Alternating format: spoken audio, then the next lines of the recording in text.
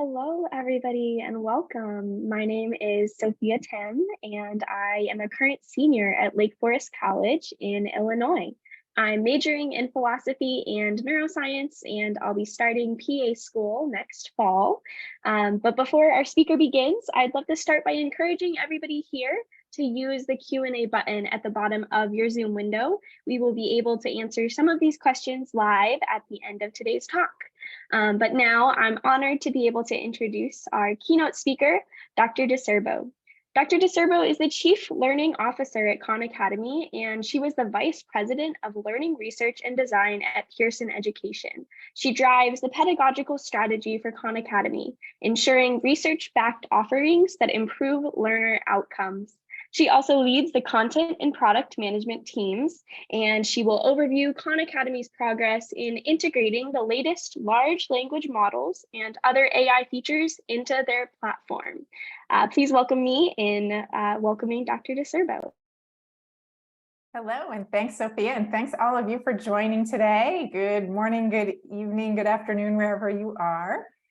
I'm looking forward to sharing all this with you, and do please make use of that Q&A button. I'm happy to answer questions after my talk is over.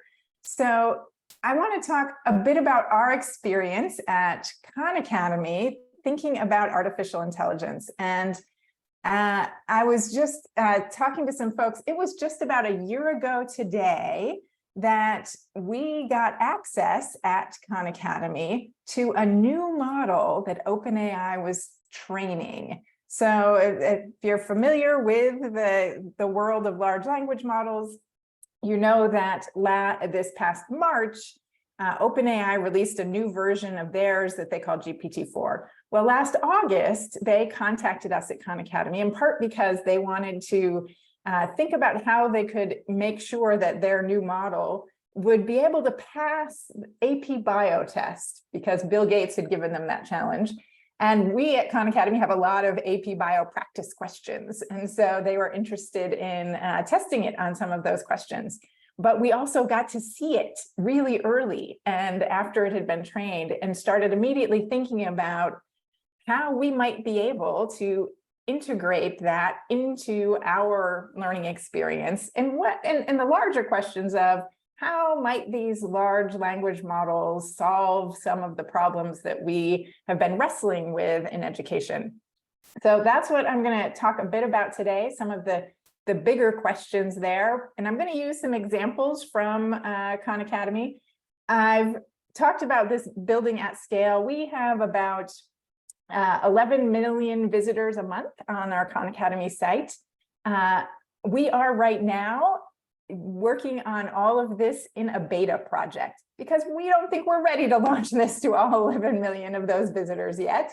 And so you'll see some of those themes as we think about how do we do this responsibly and safely throughout the discussions that I'm going to talk about today. But first, I want to just remind all of us that we've been talking for a long time about how technology might be able to help us learn. This machine here is a contraption that was built in the 1920s to help students learn. Let me tell you how it works. So that roller piece had a roll of paper on it with questions and answers, multiple choice questions and potential options for them. And students would view the question and then use those levers that are over on the right there to select their answer. So you can see there's 4 levers, those are their 4 choices. And it would basically mechanically click and check if that was the correct answer. But here's the best part. See that thing coming down the front? That little chute? You could, in the back, make a setting, and if you got so many in a row right, it would dispense candy to you as a reward for getting those right. So I'm trying to hook that up to my laptop now so I can figure out how to reward myself for doing things. But the point is, we have for a long time been thinking about, hey, here's this technology of the day. How might we use it for learning? But to be honest, there's still, every time there's a new technology coming out, it's not quite there. It doesn't quite solve it. And spoiler alert, I don't think technology is going to solve all our problems about teaching and learning. But what we can do is say, hey, what is this technology in particular good for? And what might it help us do that we haven't been able to do before? So I'm going to talk today about a couple of things. First, AI and learning. So I'm going to talk about some of the ways, some of the things we already know about how students learn and how generative AI in particular might be able to help us with that. Second, talk about some of the challenges that we see in these applications that we've seen. And then hopefully end with some ideas for thinking about a reasoned approach for moving forward with all of this. We know a lot about how students learn. This is not an exhaustive list, but these are a few things that I think we know that we have struggled with in classrooms that maybe technology can help us with. So we know when students are actively engaged with the material to be learned, they learn more. And actively engaged means cognitively engaged. So their brains are working on processing and understanding. And that's the important piece. I mean, we want to think about what are the kinds of things we can do to help students really think and start working with the things we want them, the information that we want them to learn. Second, we know that if you work on material that's just at the edge of what you can do, that's really where you're learning a lot. And so when you're just at that edge, you often need just a little bit of support. Like you can't quite do it on your own yet. If you can do everything on your own, it's probably a little easy. And if you are frustrated and you need a lot of support, that's probably too hard. You need that little Goldilocks space where it's just at that edge. And for that, you're going to need that little support. But we know if I'm a teacher in a class of 30, in a class of 35, if I'm a higher ed professor in a class of several hundred, providing that just little bit of support right when students need it is a pretty difficult task to do. We also know that immediate feedback is important, particularly for novice learners, learning something brand new, that getting immediate feedback on what you're doing is really important. And again, back in my day, this looked like you turned in a paper and a week later, you got some feedback on it. That's not immediate. And so we've been working with a lot of new technology to think about how we can improve the kinds of feedback we give students as they're in the moment of learning. And then finally, we know that people learn more when they see the value of what they're learning. I'm sure any teacher in the room has heard, why do I need to learn this? And so that's another important piece of thinking about, is there anything that we can do with technology to help students find the value in what they're doing? So if we take each of these, I think there are some examples of how you can think about generative AI helping students learn. So the first is that engaging students. So this is an example from an actual student who was one of our beta testers who was working on Conmigo. And we have an activity where you can talk to a character in a book. And so she was reading Great Gatsby in class. And she said to us, you know, I knew there was some significance to this green light that Jay Gatsby kept seeing, but I didn't really know what it was. You know, we had all these talks learned all about symbolism in class. I was sure it was a symbol of something, but didn't know what. And so she said to work through here, hey, I would love to meet Jay Gatsby. So what we have in our system set up is that students come to the Conmigo experience. It's basically a little, it looks like what we would call a chatbot. What they can type something in, like, I would love to meet Jay Gatsby. We send that along with a prompt, a bunch of instructions to a large language model. In our case, it's GPT-4. So that prompt tells the model how to act. In our case, we tell it how to, in many cases, we tell it how to act like a tutor. In this case, we're telling it that we want it to act like a character in a book and what that means and what it should do and what it shouldn't do. And so then that whole set of instructions, along with what the student says, gets sent to the model, and then the model sends the reply as if it's Jay Gatsby. Ah, splendid choice. I'm now Jay Gatsby, an enigmatic millionaire. and walks through that. And so then she says, hey, what is the significance of that green light? And says, the green light, old sport, it's a symbol of my dreams and aspirations. You see, it's located across the bay at the end of Daisy Buchanan's dock, et cetera, et cetera. And it's a symbol of the American dream and the pursuit of wealth and status and happiness. And then it asks the student, now tell me, have you ever had a dream or a goal that just seemed just out of reach, like my green light? So just that question back is another piece that we've prompted it to do. We said, it's not about just, giving the answer, it's also about engaging in the conversation.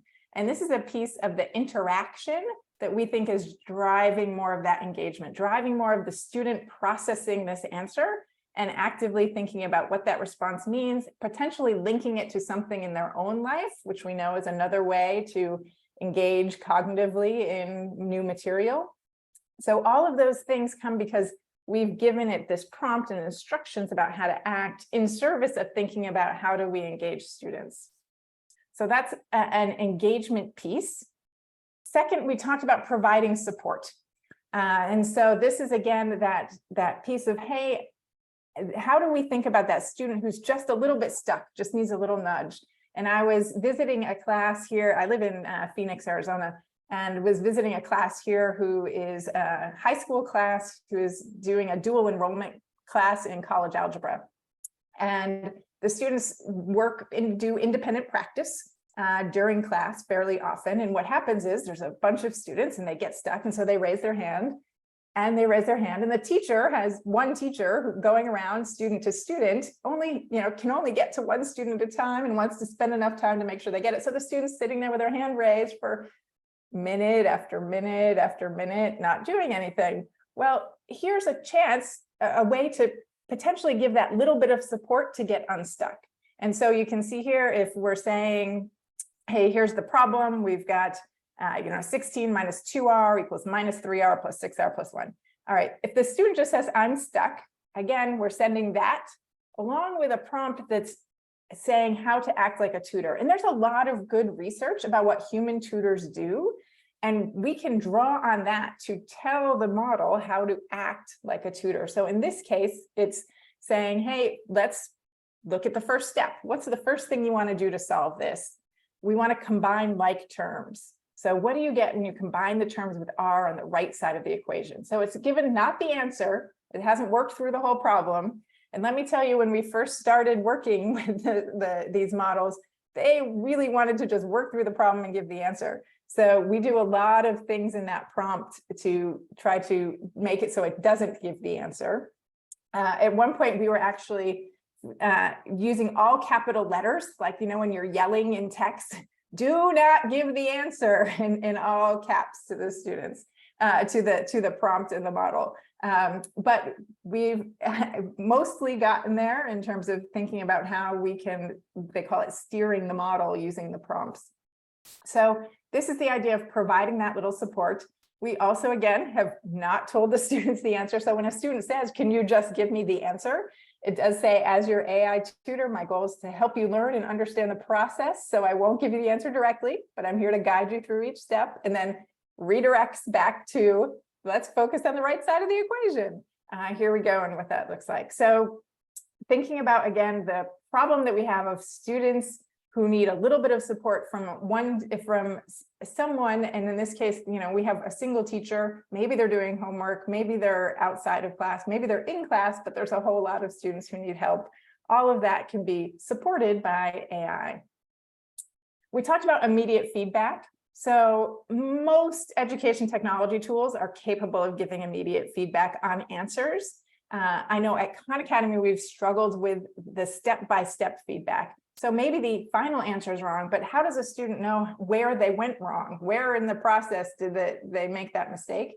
And here, for that same problem, so if the student does that minus 3r plus 6r and gets the math wrong there, maybe they're having trouble thinking about understanding how to add a negative and a positive, the tutor can work on that step with them and figure out where they went wrong and get them back on track. And or suggest that maybe they might want to go review how to add and subtract negative numbers. So all of that is thinking about that conversation that students are able to have. And there have been lots of attempts to create these kind of dialogue-based tutors. In the past, some awesome researchers have worked with this, but the technology hasn't been there to support this dialogue back and forth. And for the first time that I've seen, we're really getting to that dialogue interaction in a way that doesn't require us to actually, individually program in every branch of the conversation and where things are going, or train it on every single problem individually. It can do this with the prompting without needing to train on each individual problem that students are working on. So this is, I think, where the technology has made a step forward for us from where we've been on individual and thinking about what automated tutors look like.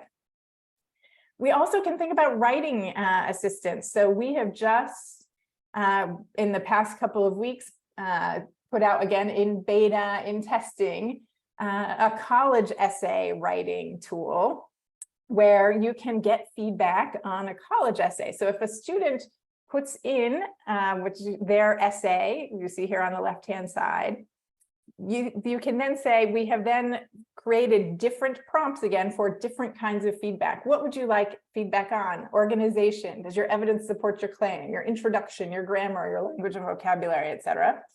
So if you pick one, in this case, we picked language and vocabulary, and it highlights this one sentence. It was really bad at first and suggests, hey, this phrase that it's highlighted. So this again is us in the background connecting the large language model to the context into the learning system that we have. The phrase I highlighted is a bit too conversational for an academic essay. Could you make it more formal? So again, the student can go back and forth and think about having a conversation about their writing and what that might look like in terms of getting feedback on it. So that's generative AI, thinking about those pieces. Then I'll suggest one piece of the value side of things. So again, we have that question, why should I care about learning this? We created that as one of the stock things that students can ask while they're working on any particular question. And the first thing that then Conmigo does is say, well, what do you care about? What are your goals? So that I can try to think about what we're learning and what why you might care about it. So I, like many students, replied, well, I'd like video games. I'm interested in video games.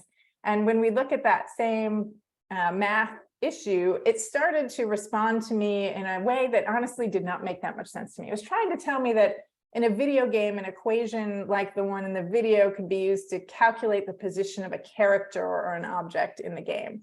But its explanation was pretty unclear, and it felt like it was a bit of a stretch.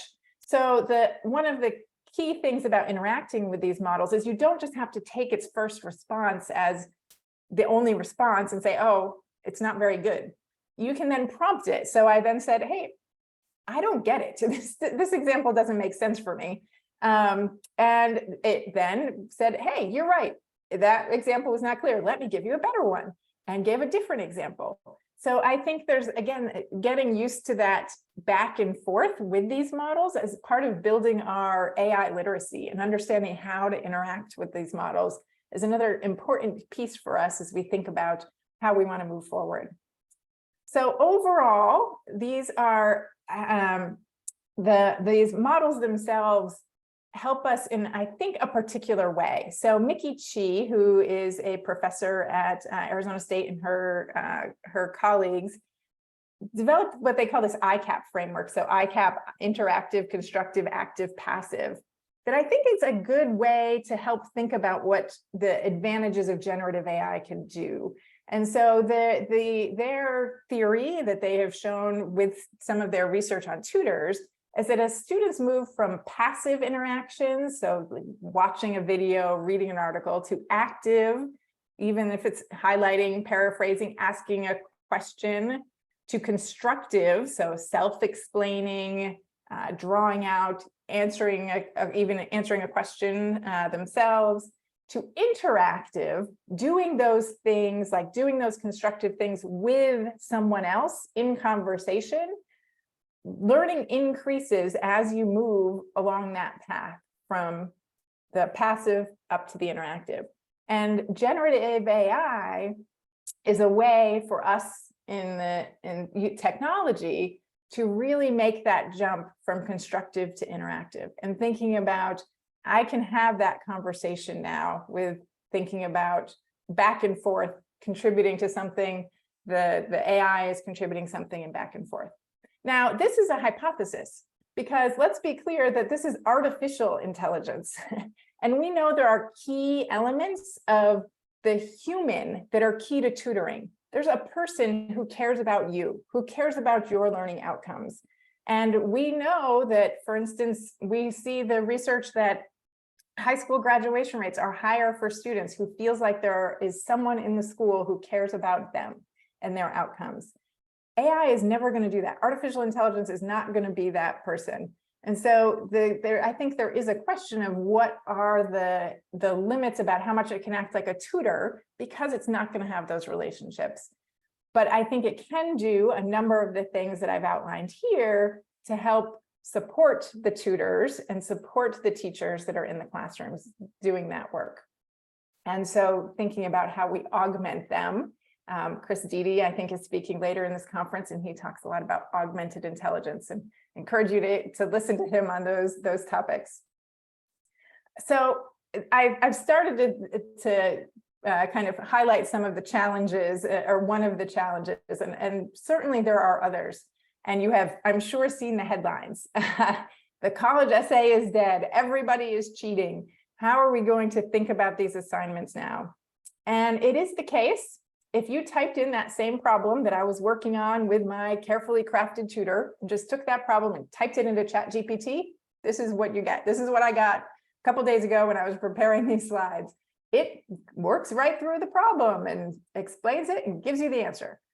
So as we think about what that means for learning and education, we need to be aware that as we're thinking about the work that we're giving to students, they have this tool that is out there that will give them the answers and what that means. So how do we deal with that? What is that? What are the solutions, and what does that look like?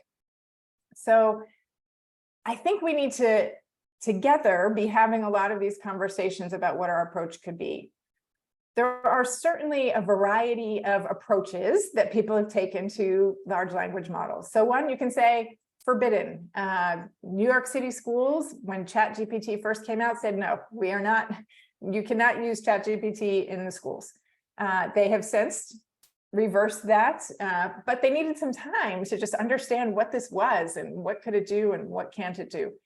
This is probably not the solution I would recommend overall, but there are cases when you should say clearly to students, and clearly this is an assignment for which you should not be using these models. And that is perfectly legitimate, and you should be laying those out clearly.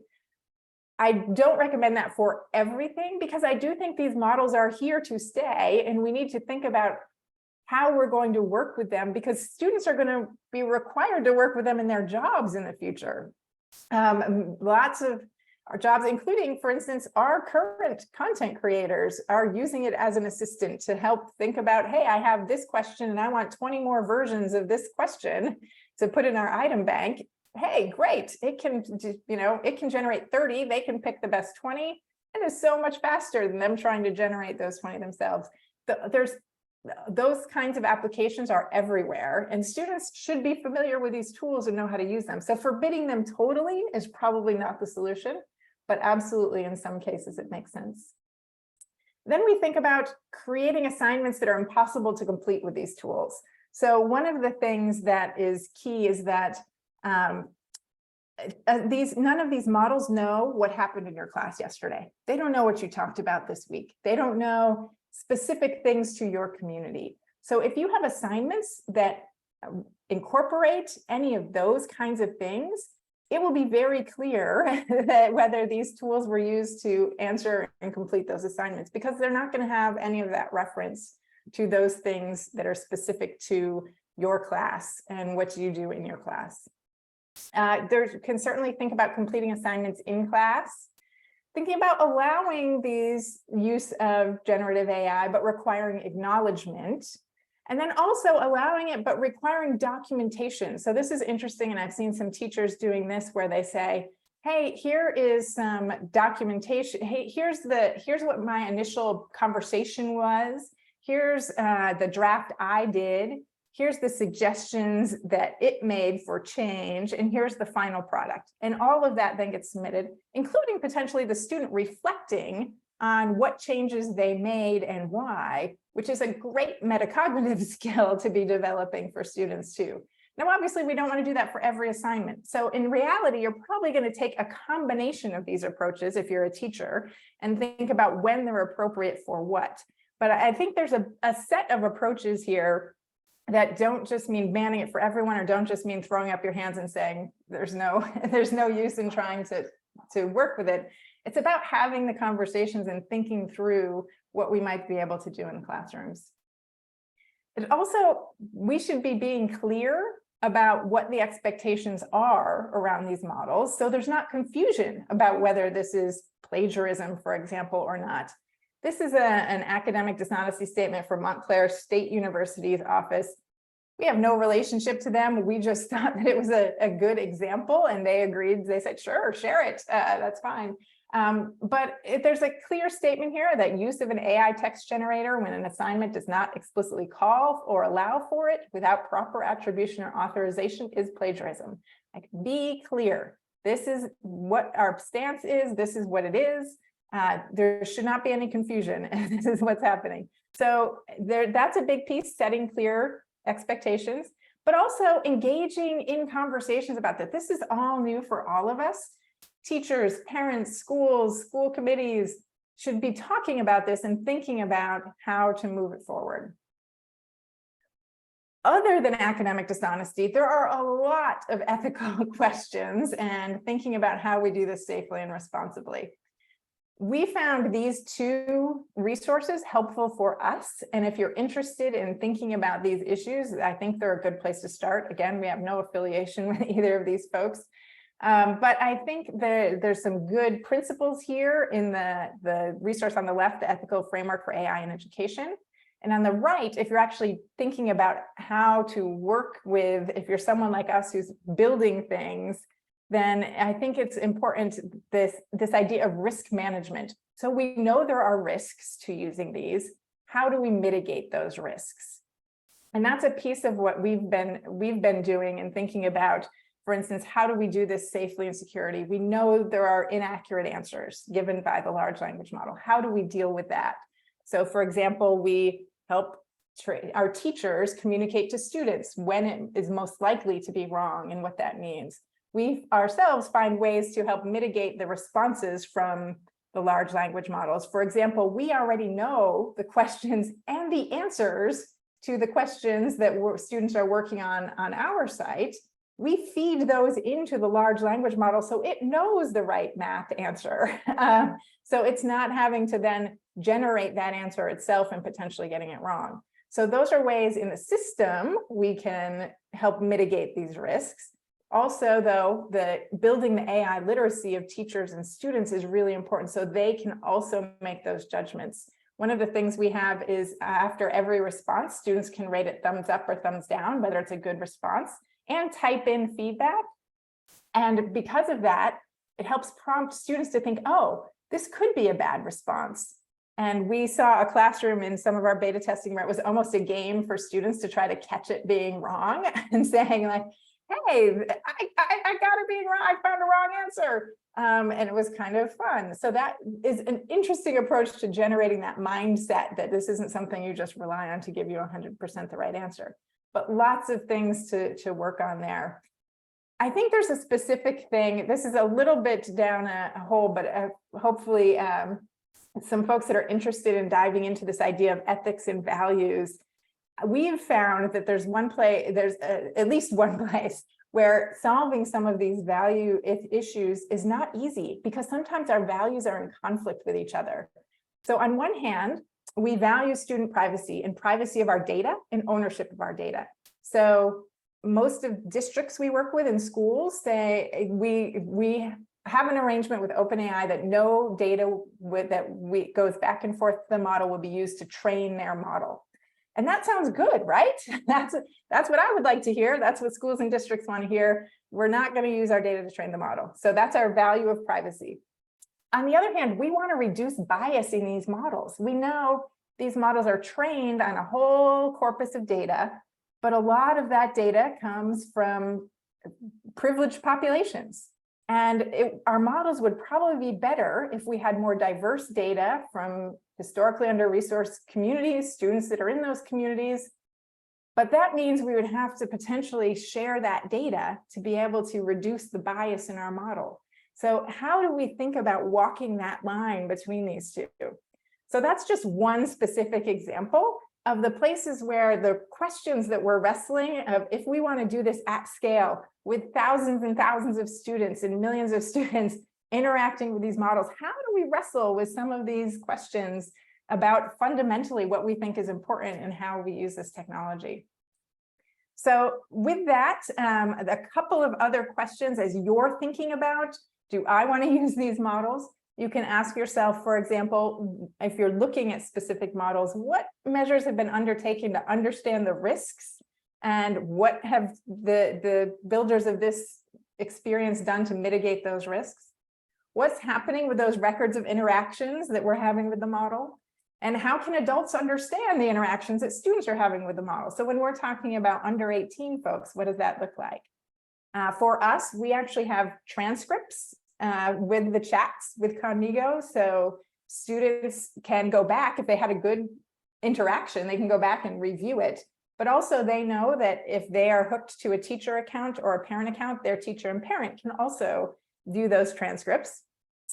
Teachers like to see what students are struggling on, but we also are able to flag any instances where we see things that are inappropriate. So we flag things like violence, self-harm, sexual content gets flagged for students and their teachers and parents.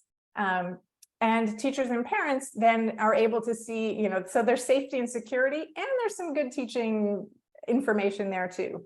But think about, hey, how do we know what's kind of going on in between the interactions and what's happening, particularly with students who are under 18 and what they're doing with some of the models. So questions to ask while you're thinking through, how do we evaluate some of these models being used in education? What does that look like?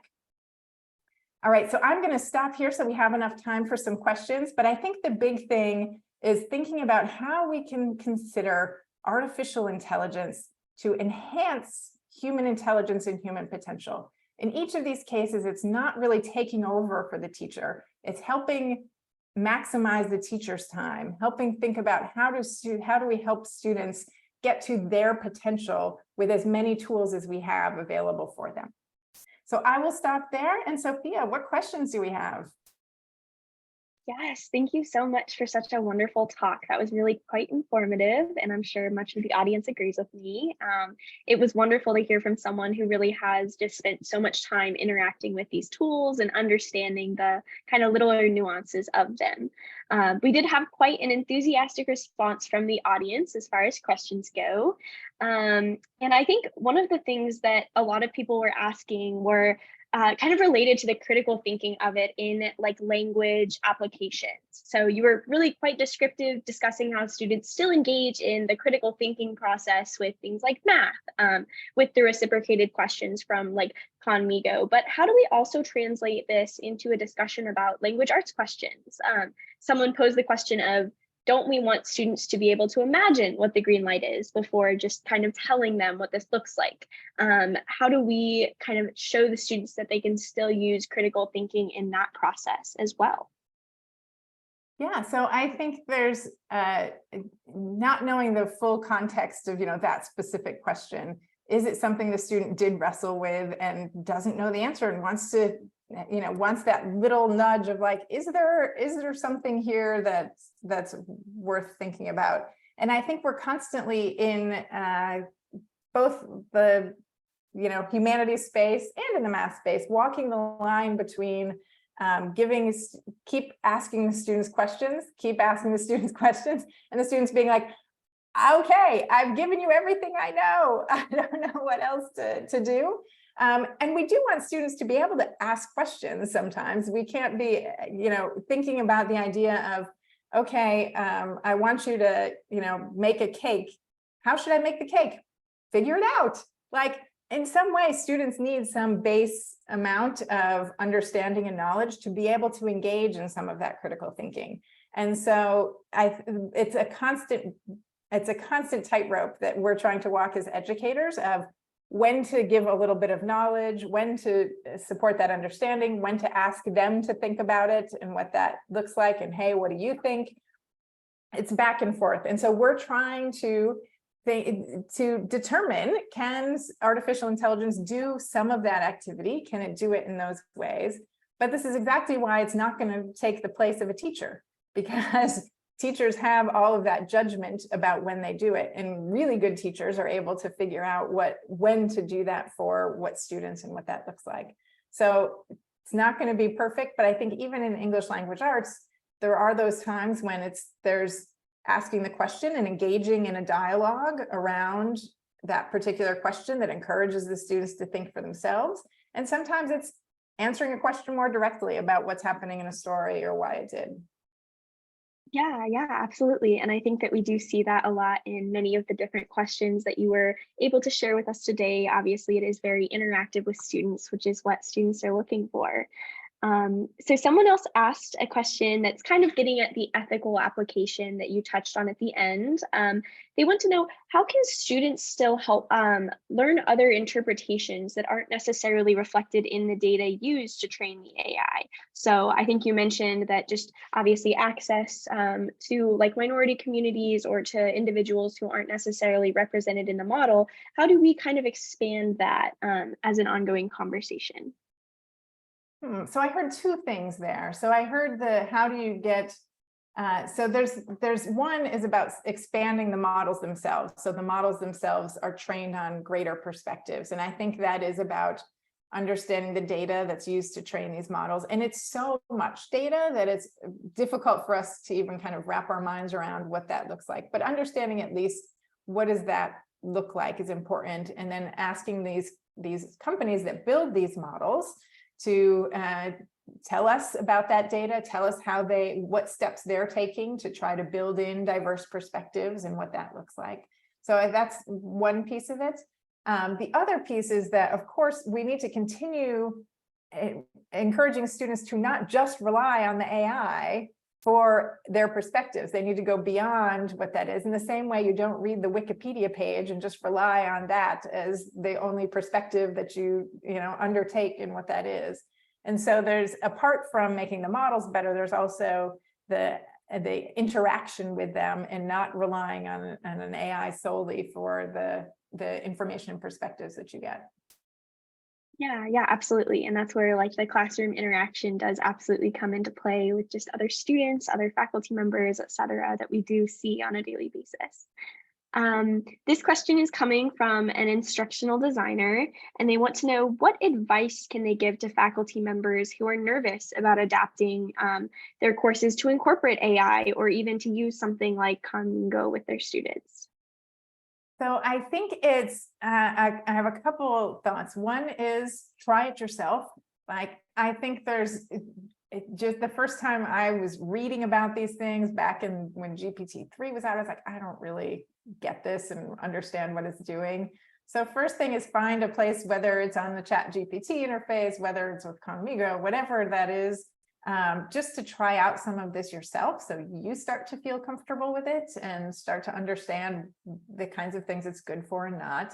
And then just dip your toe in. You don't have to revamp your whole class right now.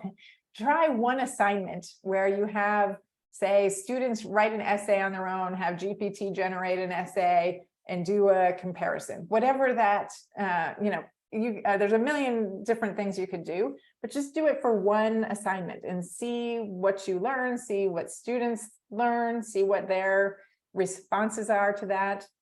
So that's my example. Try it yourself, get comfortable yourself, and then just do a little bit. Yeah, absolutely. And I think a lot of people are more comfortable doing it themselves before they do go and give it to other students. So that absolutely makes sense. And from the questions that we have, there are, I think, many educators in the audience who are really excited to start implementing these tools. And I think everyone would love to know, when do you expect that Conmigo will be available for students and for educators? Yes, so it is, this is the constant battle we're walking. Whenever I do presentations, there's people that think, oh my gosh, I can't believe you're releasing this to actual real kids. And then other people that are like, how can we get this today? Yeah. And so we are planning to consider, so right now we have at Khan Academy, we have districts that we work with that are part of Khan Academy districts, which are districts that are already have work with Khan Academy, use Khan Academy in their classrooms. A number of them are part of the beta testing that we're doing. And so that's the way for a school overall to get is to be part of that, those pieces. For individuals, as an individual, you can, with a donation to Khan Academy of $9 a month, get access for yourself. But if you're a teacher, it doesn't give you access then for your whole class.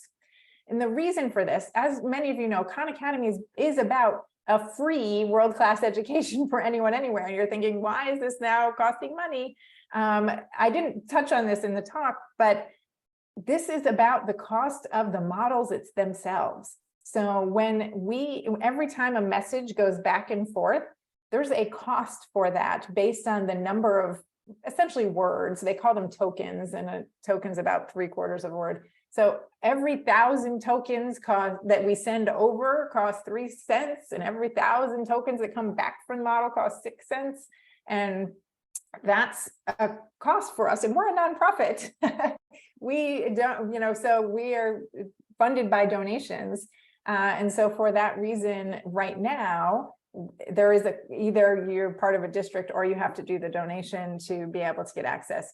We are very hopeful, and what the technologists tell us is that these costs are going to come down, and it will be easier then to be able to give access for much reduced cost, and what that looks like for where they go.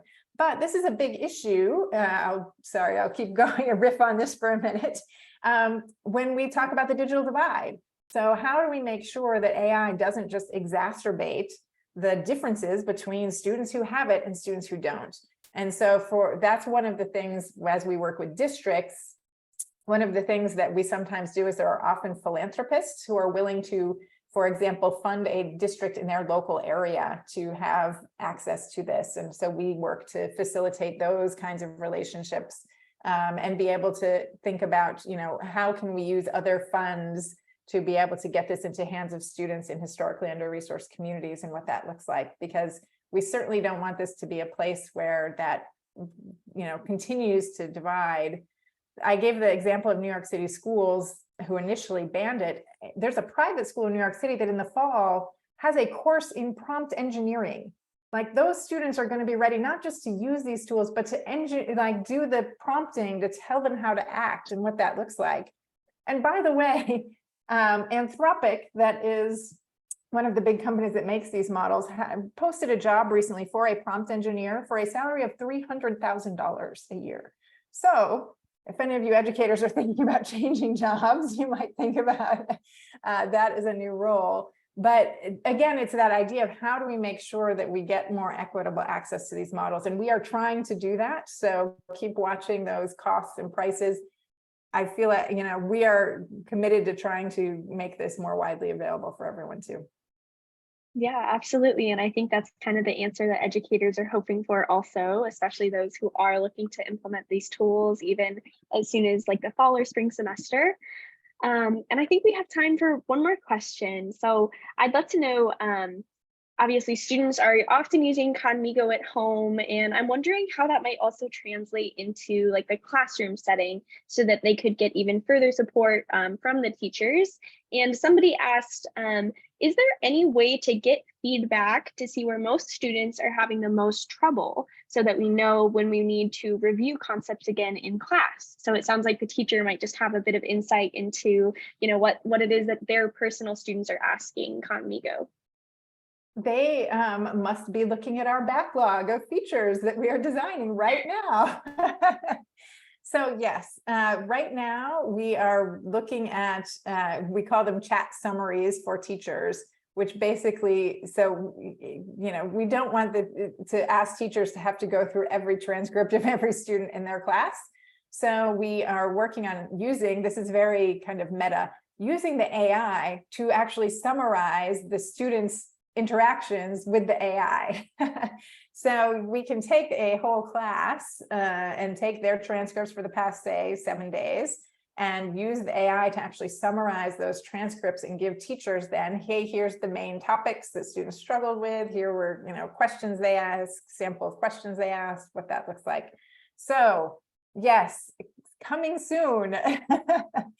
We have a process where we launch features where the engineers, the designers design it with our education experts, then we build it in engineering, and then we create an internal testing space. And so I was just testing this in our internal testing space this week. And so hoping that that'll be out soon.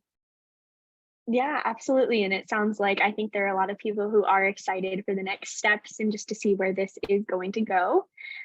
So I think that's all the time that we have today for this session, but I would love to invite everybody here just to come to the next brainstorming session, which will be today at 2 p.m. And you'll have an opportunity just to talk in small groups and to have more of your questions answered at that time. And then I obviously love to thank you, Professor, for being here today and just for spending time with us. Obviously, I think everybody learned a lot. And I'd love to invite everybody to our next session also, which will be starting in about 5 minutes here. And it will be a fireside chat with AI experts to explore capabilities and the limitations of AI in education. So please join me in thanking again Dr. DiCerbo for being with us today. Thanks for having me.